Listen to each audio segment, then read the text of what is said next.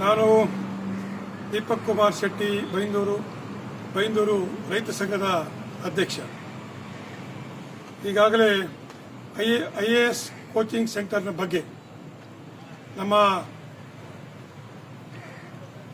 ಮಧುನಂದನ್ ರಾವ್ ಪುತ್ತೂರು ಇವರು ನಮ್ಮ ಬೆಂಗಳೂರಿನ ಅಂಬೇಡ್ಕರ್ ಕಾಲೇಜ್ ಹತ್ರ ಈಗಾಗಲೇ UPSC ಸೆಂಟರನ್ನು ಮಕ್ಕಳಿಗೆ ದೊಡ್ಡ ರೀತಿಯಲ್ಲಿ ಒಂದು ಮಾಡಬೇಕಂತೇಳಿ ಒಂದು ತೀರ್ಮಾನವನ್ನು ತಗೊಂಡಿದ್ದಾರೆ. ಆದ್ದರಿಂದ ಈಗಾಗಲೇ ನಮ್ಮ ದೇಶದಲ್ಲಿ ಈ UPSCಗೆ ಸಂಬಂಧಪಟ್ಟ ಹಾಗೆ ಅನೇಕ ಪಟ್ಟಣದ ಮಕ್ಕಳಿಗೆ ಮಾತ್ರ ಅನುಕೂಲ ಆಗ್ತಾ ಇತ್ತು. ನಾನು ಹೇಳ್ತಕ್ಕಂಥದ್ದು ಮುಂದಿನ ದಿವಸಗಳಲ್ಲಿ ಸಹ ಗ್ರಾಮೀಣ ಪ್ರದೇಶದ ಮಕ್ಕಳಿಗೂ ರೈತರ ಮಕ್ಕಳಿಗೂ ಈ ಒಂದು ಪ್ರಯೋಜನ ದೊರೆಯಬೇಕಾಗಿದೆ. ಈ ನಿಟ್ಟಿನಲ್ಲಿ ಇವತ್ತು ನಮಗೆ ಡೆಲ್ಲಿ ಇರ್ಬೋದು, ಬೆಂಗಳೂರು ಇರ್ಬೋದು, ಬಾಂಬೆ ಇರ್ಬೋದು, ಕಲ್ಕತ್ತಾ ಹೀಗೆ ಸಿಟಿಗಳಲ್ಲಿ ಇವತ್ತು ಇದಕ್ಕೆ ಸಂಬಂಧಪಟ್ಟಂತ ಕೋಚಿಂಗ್ ಸೆಂಟರ್ಗಳನ್ನು ಮಾಡಿದ್ದಾರೆ. ಅದರ ಜೊತೆಗೆ ಇವತ್ತು ನಮ್ಮ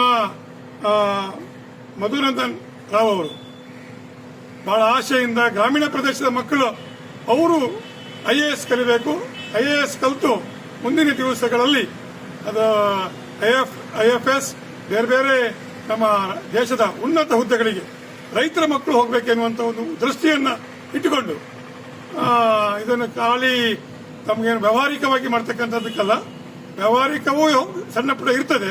ಅದರ ಜೊತೆಗೆ ನಮ್ಮ ದೇಶದ ರೈತರ ಮಕ್ಕಳಿಗೂ ಸಹ ಒಂದು ದೊಡ್ಡ ರೀತಿಯಾದ ಉಪಕಾರ ಆಗಬೇಕು, ಅದಕ್ಕೆ ಸಹಾಯ ಮಾಡಬೇಕೆನ್ನುವ ದೃಷ್ಟಿಯಿಂದ ಇವತ್ತು ನಮ್ಮ ಮಧುನಂದನ್ ರಾವ್ ಅವರು ಕೋಚಿಂಗ್ ಸೆಂಟರ್ನ ತೆರೆದಿದ್ದಾರೆ. ಅದರ ಹೆಸರು ಇವತ್ತು IAS ಜಾನಿ ಅನ್ನುವಂಥ ಹೆಸರನ್ನ ಕೊಟ್ಟಿದ್ದಾರೆ ಅವರು.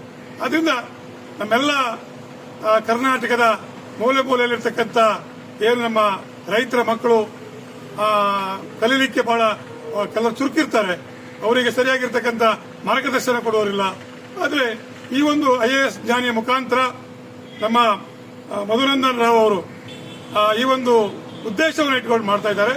ಆದ್ರಿಂದ ಇದರ ಪ್ರಯೋಜನವನ್ನ ನಮ್ಮ ಸಾರ್ವಜನಿಕರು, ನಮ್ಮ ರೈತರ ಮಕ್ಕಳು ತಕೊಂಡು ಹೇಳಿದ್ದಾರೆ. ಈಗಾಗಲೇ ಇದು ನನ್ನ ಸರ್ವಿಸ್ ಅಂದಲ್ಲಿ ನನ್ನ ಬಡವರ ಮಕ್ಕಳನ್ನ, ರೈತರ ಮಕ್ಕಳನ್ನ ಬುದ್ಧಿವಂತರನ್ನ ಮಾಡಿ ಅವರಿಗೆ IAS ಕೋಚಿಂಗ್ ಅನ್ನು ಕೊಟ್ಟು ಒಂದು ದೊಡ್ಡ ಹುದ್ದೆಗೆ ತಗೊಂಡು ಹೋಗುವ ಬಗ್ಗೆ ನನ್ನ ಒಂದು ಹೋರಾಟ ಇದೆ.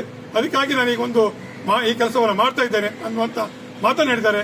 ಖಂಡಿತವಾಗಿ ನನಗೂ ಸಹ ಅದು ಬಹಳ ಖುಷಿಯಾಗಿದೆ.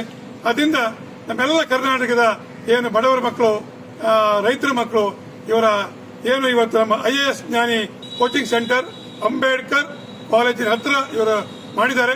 ಅಲ್ಲಿ ಸಹ ಅಪ್ಲಿಕೇಶನ್ ಹಾಕಿ ನನ್ನನ್ನು ಸಹ ಸಂಪರ್ಕ ಮಾಡಿ ನಿಮಗೆ ಮಾರ್ಗದರ್ಶನವನ್ನ ಕೊಡ್ತಾರೆ ಅಂತಕ್ಕಂಥ ಮಾತನ್ನು ಈ ಸಂದರ್ಭದಲ್ಲಿ ಹೇಳಲಿಕ್ಕೆ ಇಚ್ಛಪಡ್ತೀನಿ.